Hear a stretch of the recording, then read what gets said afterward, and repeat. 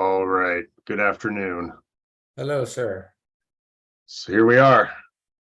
I know I haven't been on everyone with this, but we're rounding out the end, studying consciousness.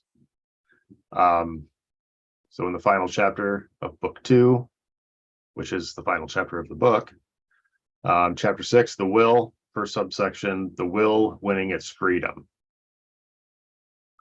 We return now to the consideration of that power in man with which we started, the will. The student will remember that it was stated that it was the will of the self, of the individualized self, individualized though as yet unconscious of its individualization, which drew him into manifestation, not by compulsion, not by external necessity, not by anything opposed to him from outside, but by the great will of which his own will is part. His will individualized as a center, but not yet cut off by circumference of matter, pulsing in him as the lifeblood of the mother pulses in the yet unborn child. He reaches forth towards manifestation, dimly longing for the rich thrill of life unveiled, inveiled in matter, for the exercise of powers yearning for activity, for the experience of worlds tumultuously full of movement. That which consciously the Logos wills, the Logos willing to become incarnate in a universe, all the centers of individualized life within him also will, though as it were blindly and groping towards a fuller life. It is the will to live, to know, and that forthgoing will sets to manifestation. We have seen that this will, the power of self, becomes what we call desire on the denser planes of matter, and that, blinded by matter and unable to see its way, its direction is determined by the attractions and repulsions playing upon it from external objects. Hence, we cannot say of the self at this period that he is self-directed. He is directed by attractions and repulsions that touch him at this periphery. We have further seen that as desire came into touch with intelligence, and these two aspects of the self played upon each other, emotions evolved, showing traces of their parentage, of their desire mother, and of their intelligence father. And we have studied the methods by which emotion may be controlled, put to its true uses, and thus rendered serviceable instead of dangerous in human evolution. We have now to consider how this will, the hidden power which has ever moved to activity through, though not yet controlling activity, slowly wins to freedom, that is, to self-determination. In a moment, we shall consider what is meant by this word, freedom. Essentially and fundamentally free in its origin as the power of the self, will has become bound and limited in its attempts to master the matter into which the self has entered. We need not shrink from saying that matter masters the self, not the self matter, and this it does by virtue of the self regarding matter as himself, identifying himself with it. As he wills through it, thinks through it, acts through it, it becomes to him verily himself, and deluded he cries, I am this. And while it limits him and binds him, he, feeling it to be himself, cries, I am free. Yet it is this mastering of the self by matter but a temporary thing, for the matter is ever changing, coming and going, impermanent, and is ever being shaped and unconsciously drawn round. And is that redirected? Drawn around and rejected by the unfolding forces of the self, permanent amid the impermanent.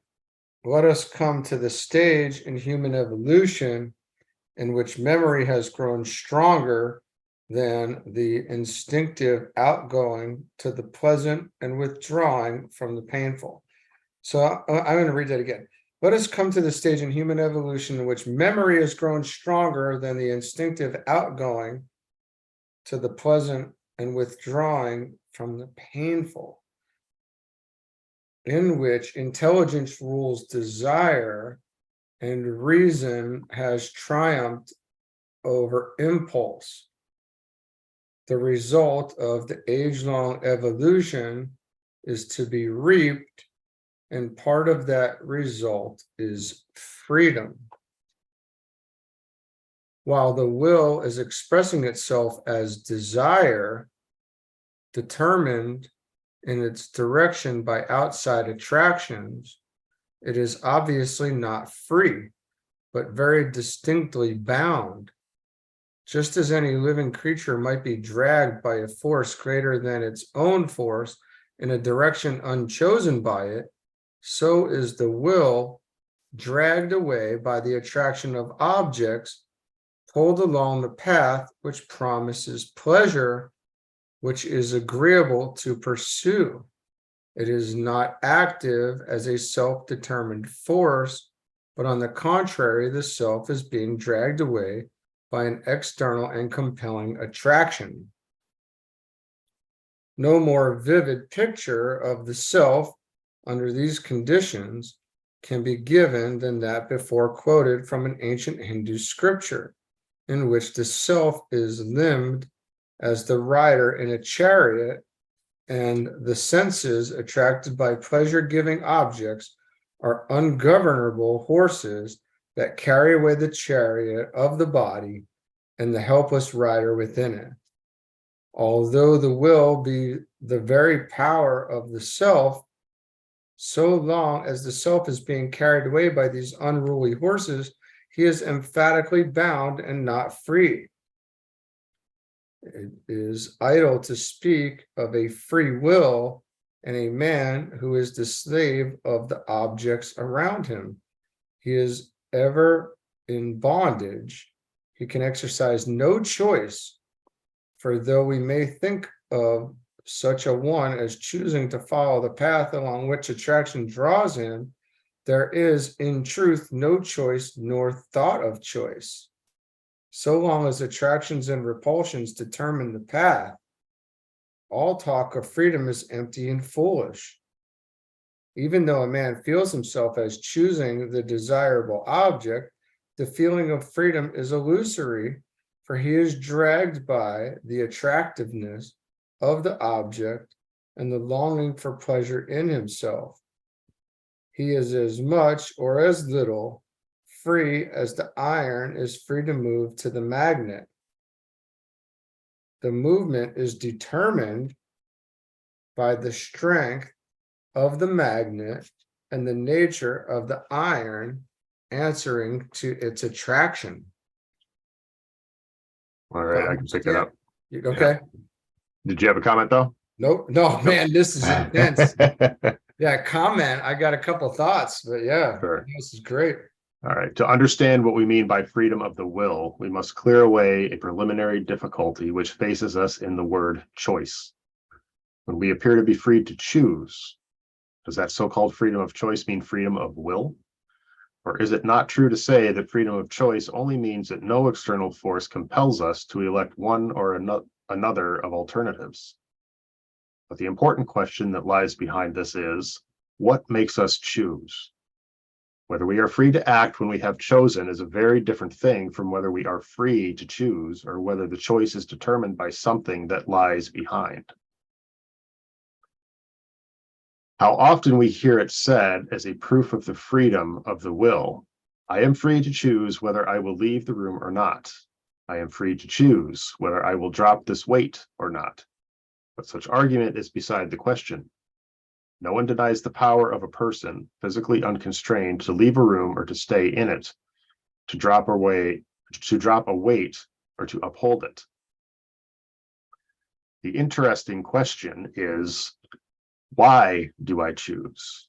When we analyze the choice, we see that it is determined by motive, and the determinist argues, your muscles can uphold or drop the weight.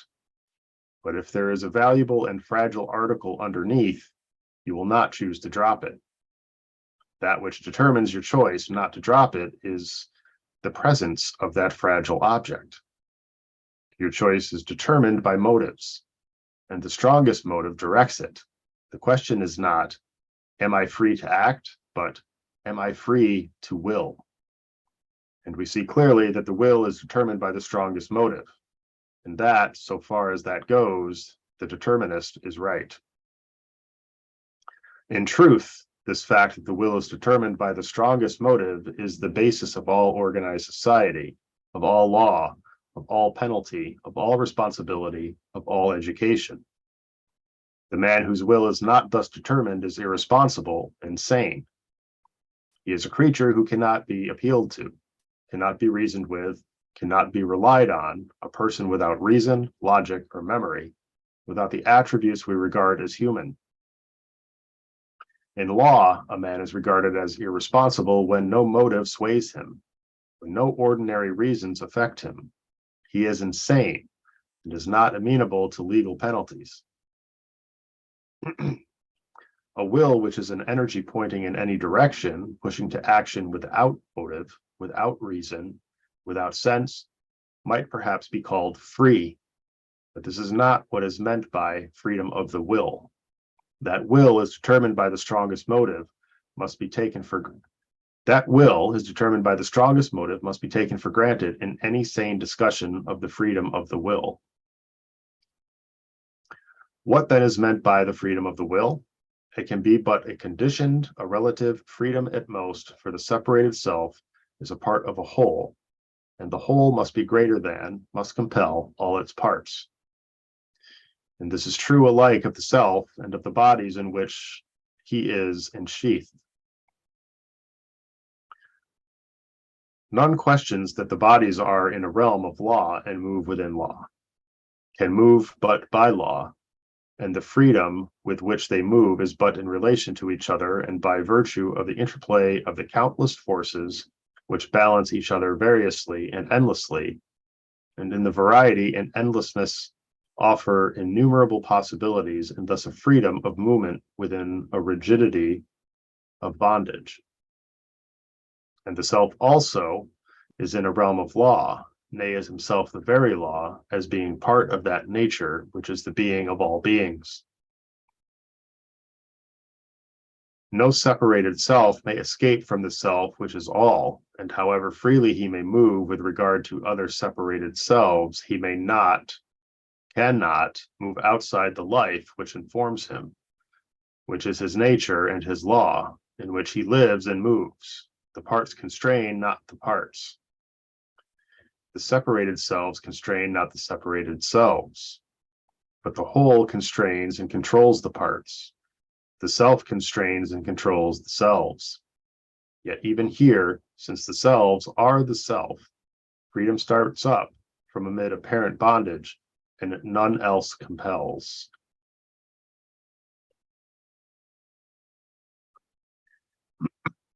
This freedom of a part as regards other parts while in bondage to the whole may be seen clearly in physical nature.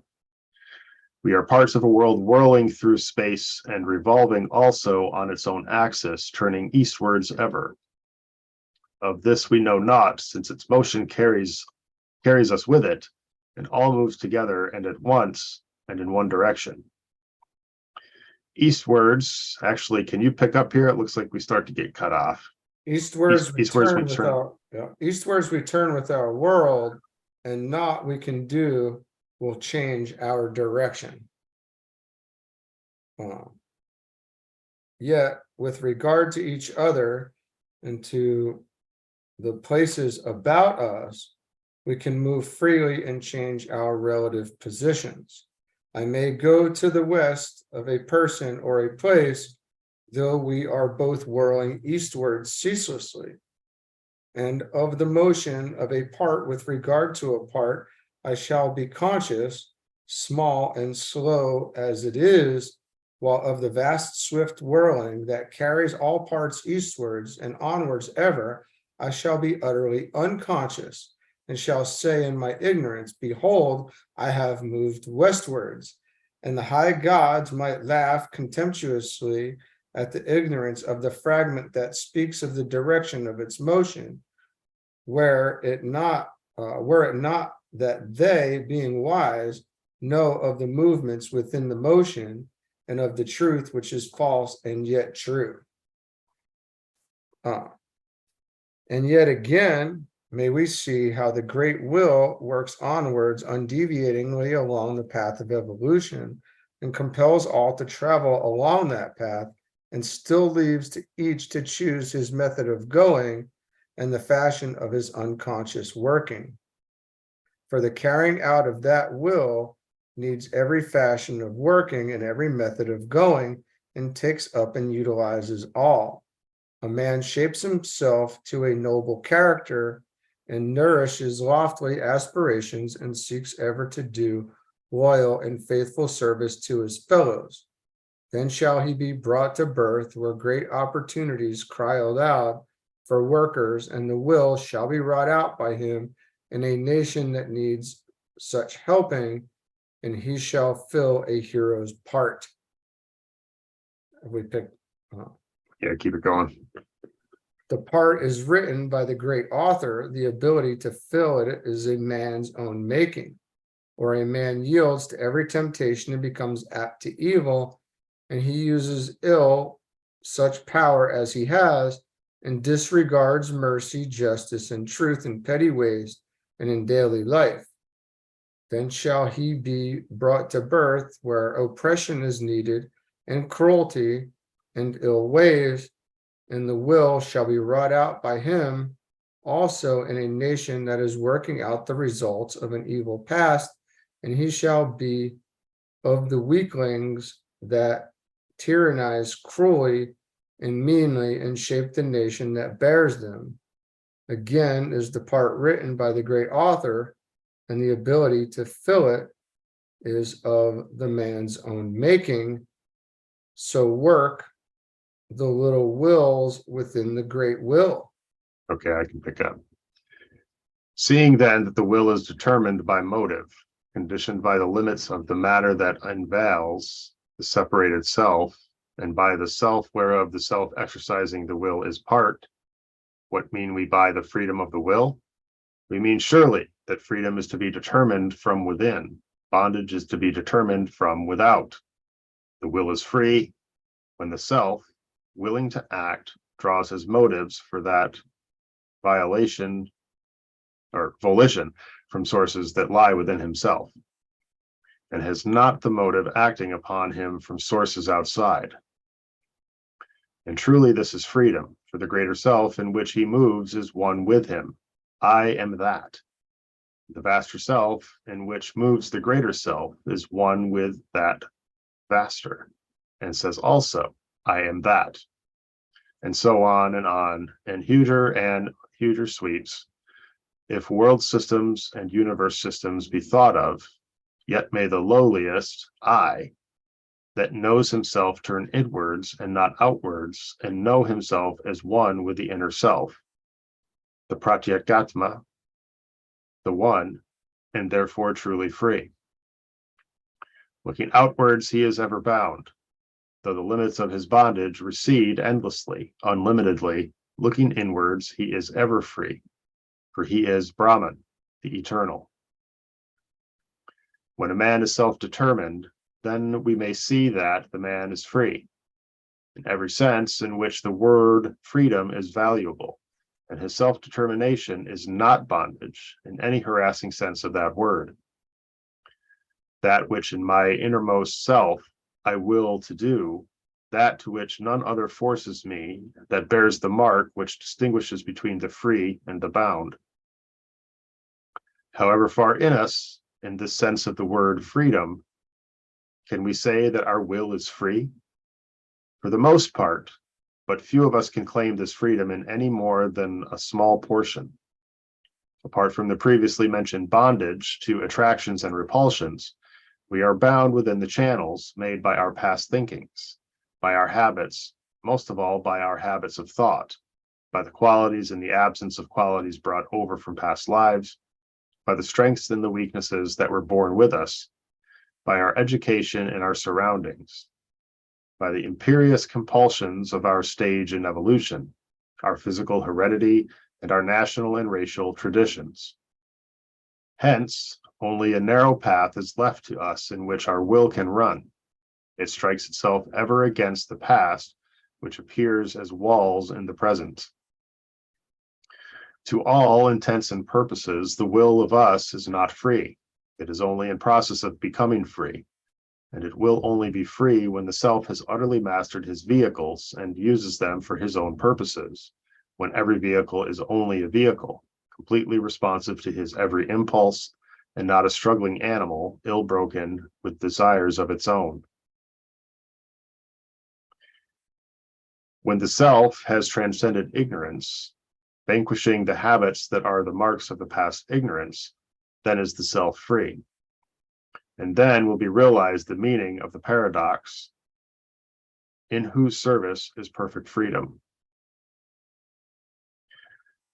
For then will it be realized that separation is not, that the separated will is not, that by virtue of our inherently divine divinity, our will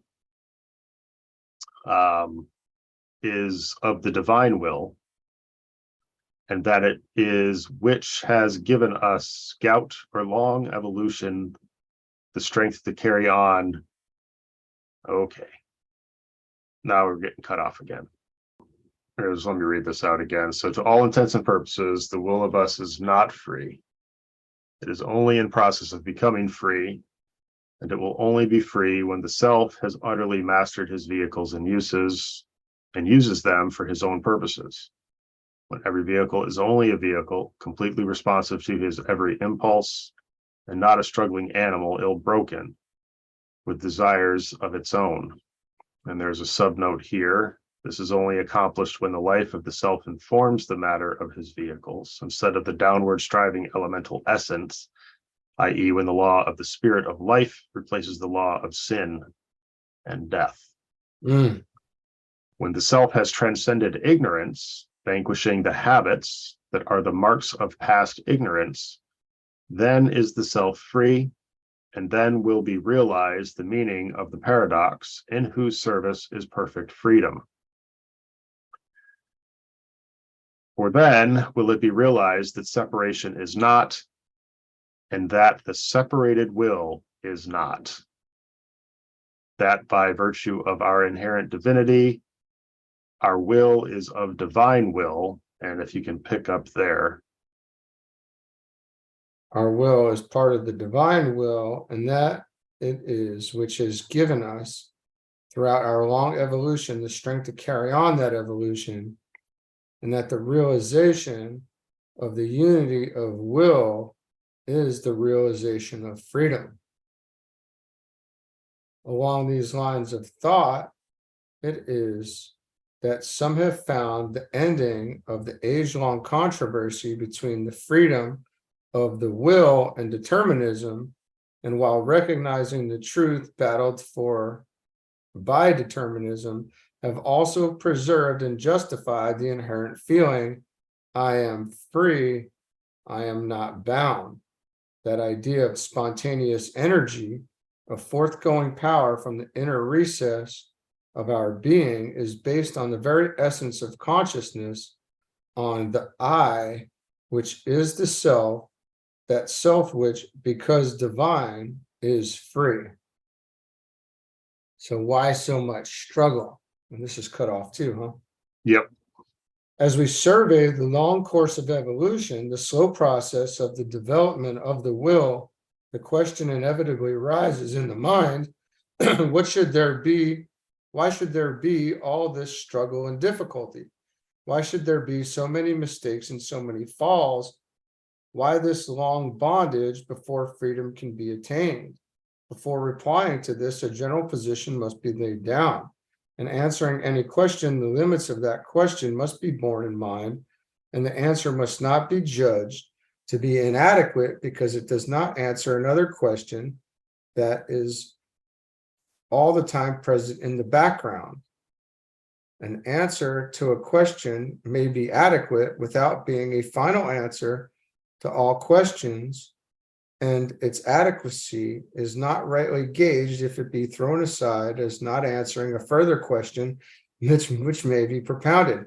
Half the dissatisfaction of many students arises from a restless impatience that will not deal in any kind of order with the questions that come thronging to the mind, but demands that they should all be answered at once, and that the answer to the one question should cover all the others.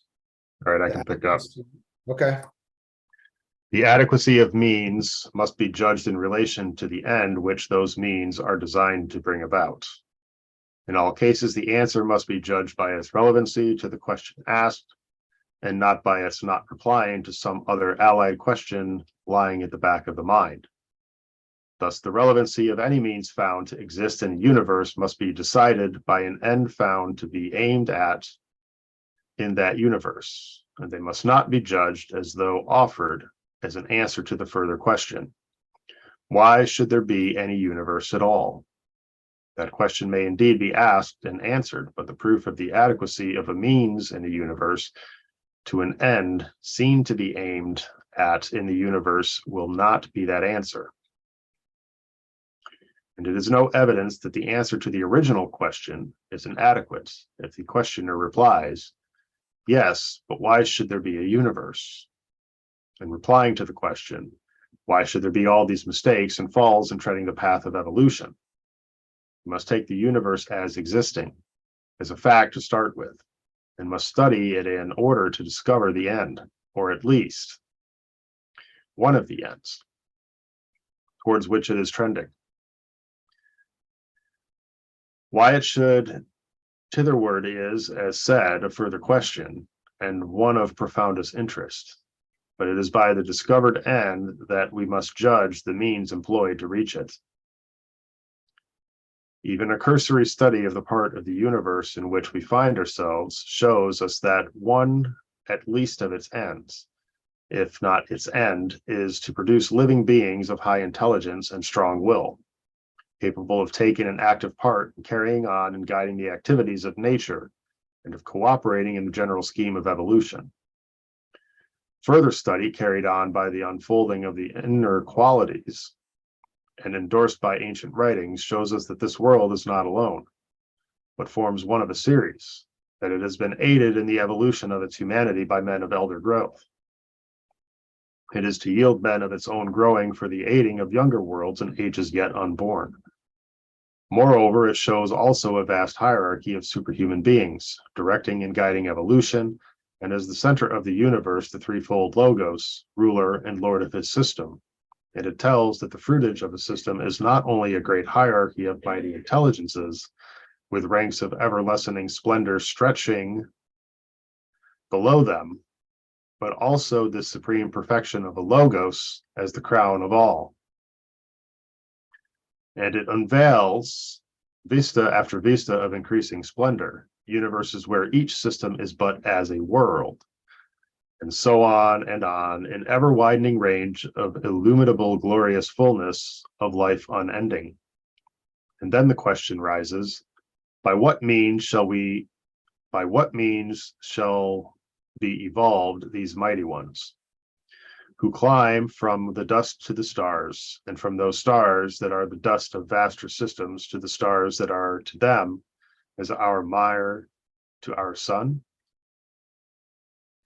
Thus studied, imagination fails to find a path by which these self-poised, self-determined beings can reach that perfect equilibrium and steadfast inerrancy of wisdom that fits them to be the nature of a system, save just the path of struggle and of experience along which we strive today.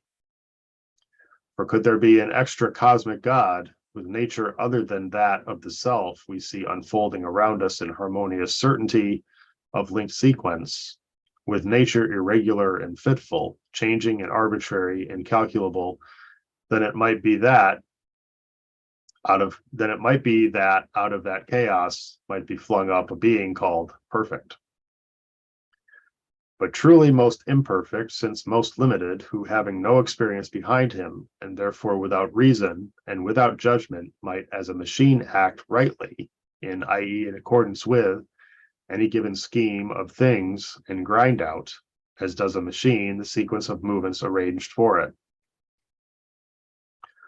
But such a being would only fit his scheme, and outside it would be useless, incompetent, nor would there here be life, which is the changing self-adaptation to changing conditions, without the loss, the disintegration of its center. By the troublous path along which we are climbing, we are being prepared for all emergencies and the universes in the future with which we may have to do, and that is a result well worth the trials to which we are exposed. Nor must we forget that we are here because we have willed to unfold our powers through the experiences of life on the lower planes, that our lot is self-chosen, not imposed, that we are here, that we are in the world as the result of our own will to live, that if that will changed, though truly it is not so changeful, we should cease to live here and return to the peace without gathering the harvest for which we came. None else compels. Section 3, the power of the will. This power, which has ever been recognized in occultism as the spiritual energy in man, one is kind with that which sends forth, supports, and calls in the worlds, is now being groped after in the outer world, and is being almost unconsciously used by many as a means of bringing about results otherwise unattainable. The schools of Christian Science, mental science, mind cure, etc., are all dependent for their results on the outflowing power of the will. Diseases yield to that flow of energy, and not only nervous disorders, as some imagine. Nervous disorders yield the most readily because the nervous system has been shaped for the expression of spiritual powers on the physical plane. The results are the most rapid where the sympathetic system is first worked upon, for that is the more directly related to the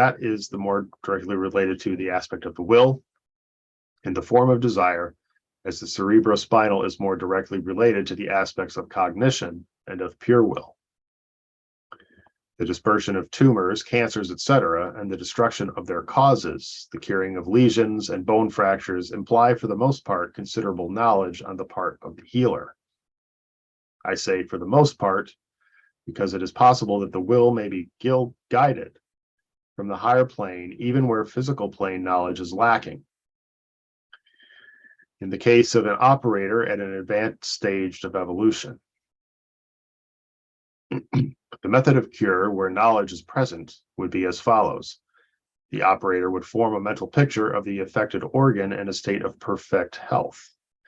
Creating that part in mental stuff by the imagination, he would then build into its astral matter, thus densifying the image, and would then use the force of magnetism to densify it further by etheric matter, building the denser materials of gases, liquids, and solids into this mold, utilizing the materials available in the body and supplying from outside any deficiencies.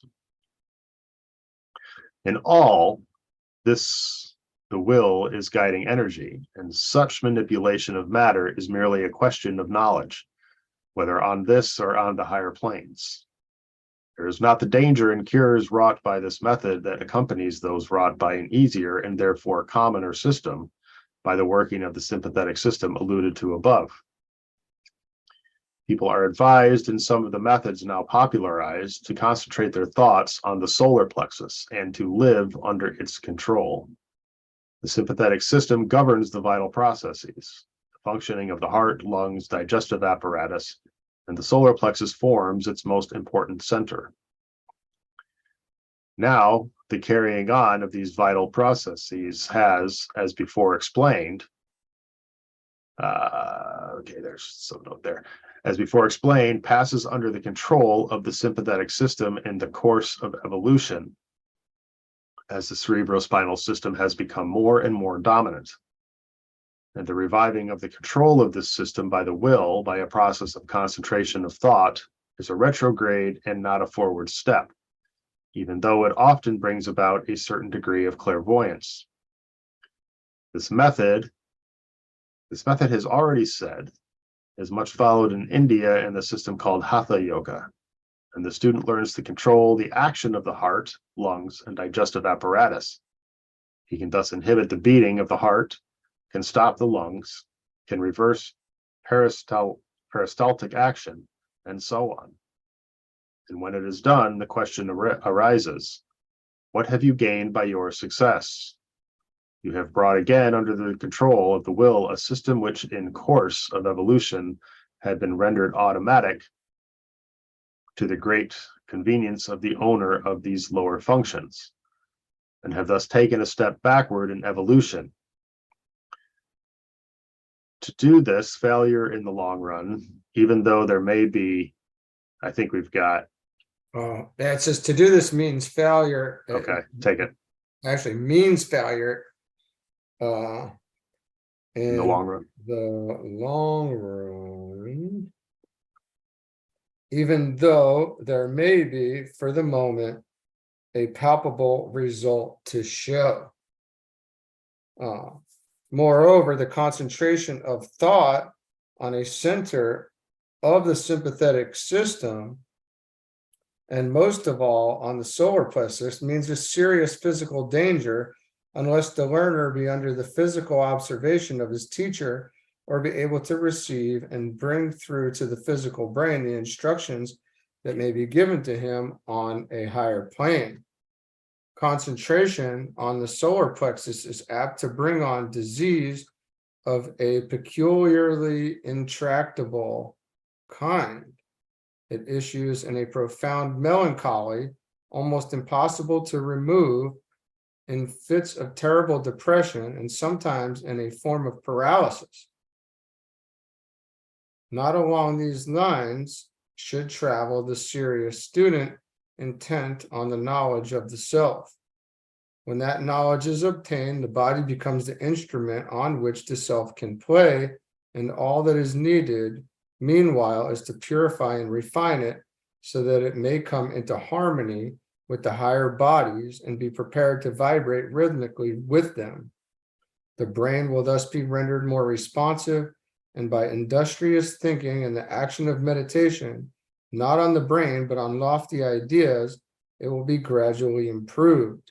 The brain becomes a better organ as it is exercised, and this is on the road of evolution. But to work directly on the sympathetic plexuses is on the road of retrogression. Many a one comes asking for deliverance from the results of these practices, and one can only sadly answer, to undo the mischief will take years. Results may be gained quickly by going backwards, but it is better to face the upward climbing and then utilize the physical instrument from above, not from below. Keep it going. There is another matter to be considered in healing diseases by will: the danger of driving the disease into a higher vehicle and driving out of the physical body. Disease is often the final working out of evil that existed previously on the higher planes, and it is then far better to let it thus work out than forcibly check it and throw it back into the subtler vehicle. It is the last working out of an evil desire or an evil thought, and in such a case, the use of physical means of cure is safer than the use of mental means, for the former cannot cast it back into the higher planes, whereas the latter may do so. Curative mesmerism does not run this danger, belonging as it does to the physical plane. That may be used by anyone whose life, thoughts, and desires are pure, but the moment will forces are poured down into the physical, there is a danger of reaction and of driving of the disease back into the subtler vehicles from whence it came forth. If mental curing is done by the purification of thought and desire, and the natural quiet working of the purified thoughts and desires on the physical body, no harm can result. To restore physical harmony by making harmonious the mental and astral vehicles is a true method of mental healing, but it is not as rapid as the will cure and is far harder. Purity of mind means health of body, and it is this idea that where the mind is pure, the body should be healthy, that has led many to adopt these mental methods of healing. A person whose mind is perfectly pure and balanced will not generate fresh bodily disease, though he may have some unexhausted karma to work off, or he may take on himself some of the disharmonies caused by others. Purity and health truly go together. When, as is and has been the case, some saint is found to be suffering physically, then such a one is either working out the effect of bad thinking in the past, or is bearing in himself something of the world's disharmony, turning onto himself the forces of disharmony, harmonizing them within his own vehicles, and sending them forth again as currents of peace and goodwill. Many have been puzzled by seeing that the greatest and purest suffer, both mentally and physically. They suffer for others, not for themselves, and there are truly white magicians transmuting by spiritual alchemy in the crucible of their own suffering bodies the base metals of human passions into the pure gold of love and peace. You want to take control? Because I can just take over reading in the book. Sure. All right. When you got it. I'm ready. All right. So apart from the question of the ways of working on the body by the will, another question arises in the thoughtful mind. Is it well to use the will in this fashion for our own helping? Is there not a certain degradation in using the highest power of the divine within us in the service of our body to bring about merely a good condition of physical health? It is well that the divine should thus turn stones into bread, and so fall under the very temptation resisted by the Christ. The story may be taken historically or mythically. It matters not. It contains a profound spiritual truth and an instance of obedience to an occult law.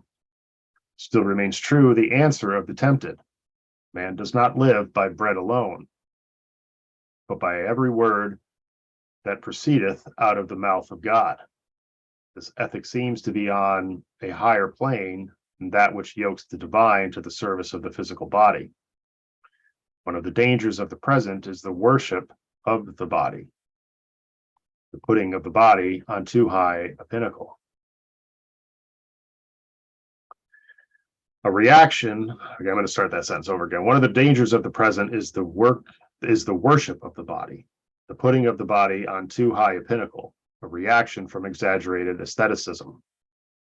By using the will to serve the body, we make the will its slave. In the practice of continually removing little aches and pains by willing them to go saps the higher quality of endurance. A person thus acting is apt to be irritable under small physical discomforts, which the will cannot remove. And the higher power of the will, which can control the body and support it in its work, even though it be suffering, is undermined. Hesitancy to use the power of the will for relief of one's body need not arise from any doubt as to the soundness, the thought, the reality of the law on which such action is based, but from a fear that men may fall under the temptation of using that which should lift them to realms spiritual as the minister of the physical, and may thus become slaves of the body, and be helpless when the body fails them in the hour of need. It is an occult law binding on every initiate that he may not use an occult power for his own helping. If he do, he loses the power to help others, and it is not worthwhile to forfeit the great for the small. That already referred to story of the temptation of the Christ has a further reaching significance than most understand.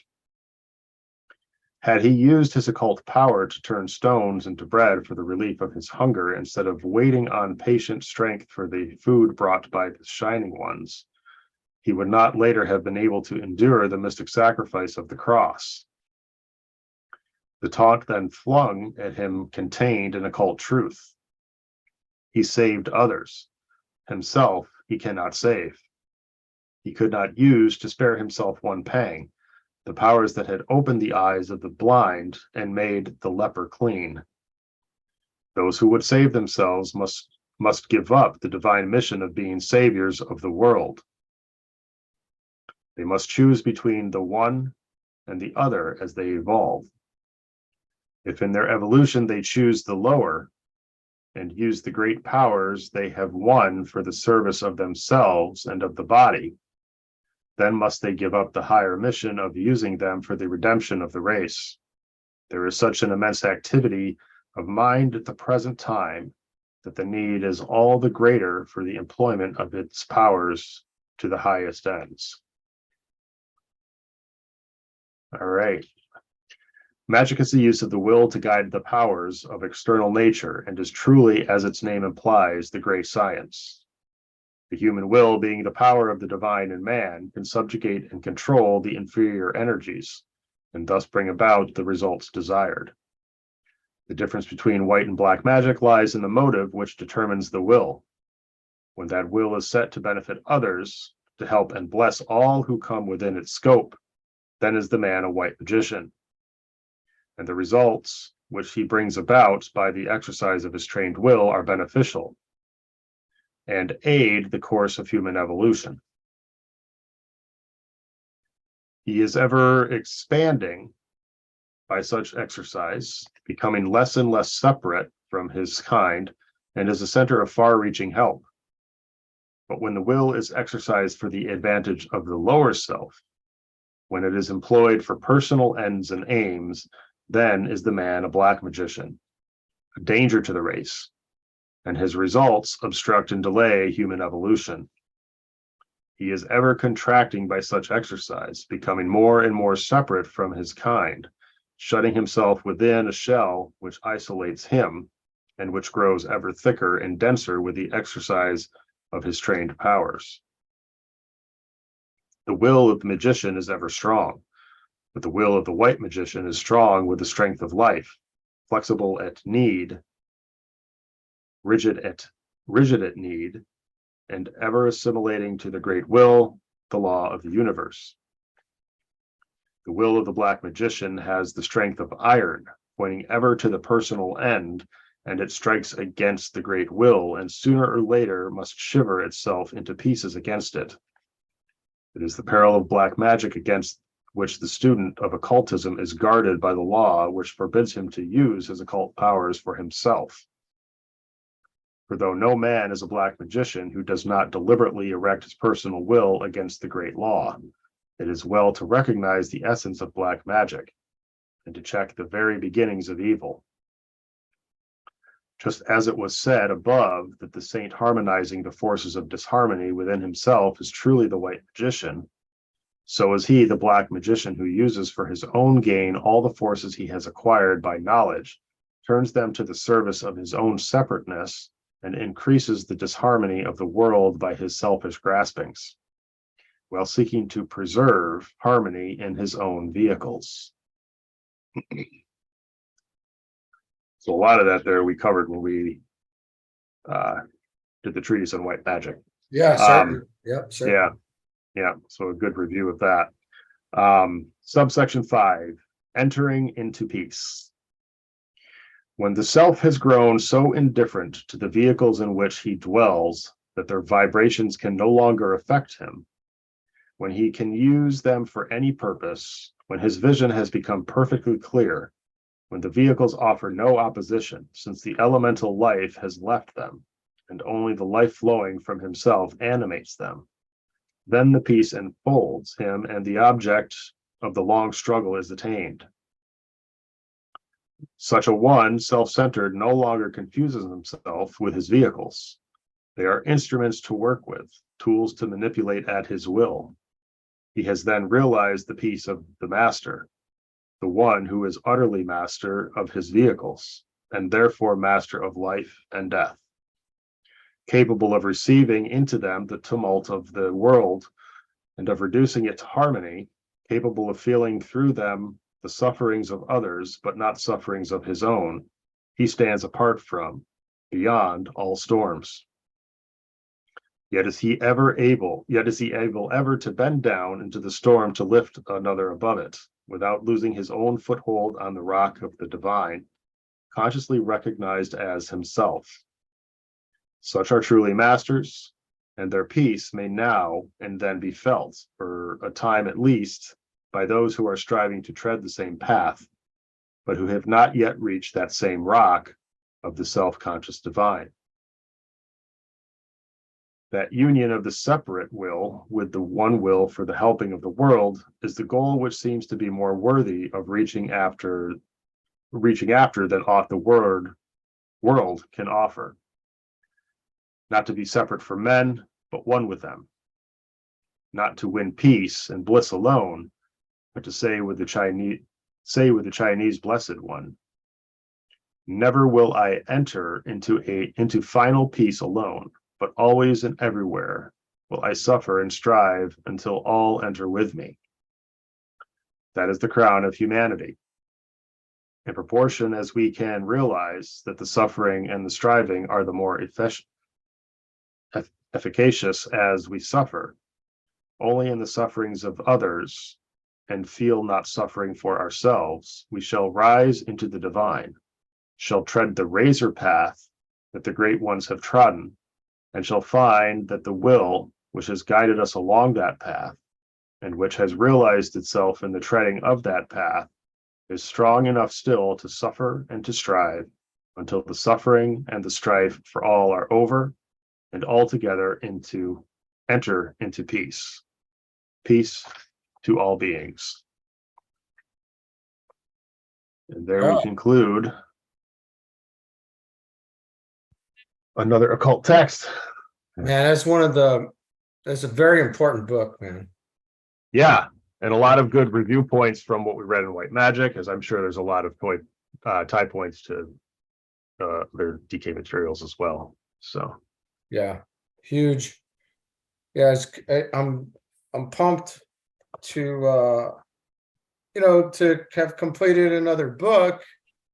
I have no idea what tomorrow is going to bring at this point. So we will see where this goes. But yeah, no. Thanks to Annie Besant and all these awesome advanced beings for bringing this to us. Yeah, we'll see what happens, man. Who knows what we're doing in here again soon. So you ready to wrap it up? Final thoughts? No, it's just, well, I mean, like I said before, I haven't read the entire book, but the bits and pieces I have tapped into, it's been a lot of good tie points and review for stuff that we've covered in other texts. So certainly starting to see a pattern for truth across all of these. So it's good stuff to get out there. Yeah. Yes, sir. I agree. Okay. Highly recommend people reading it on their own. Don't just listen to us, but go and read it and study it.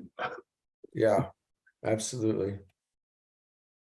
Okay, I'm going to stop it. All right. Until next time.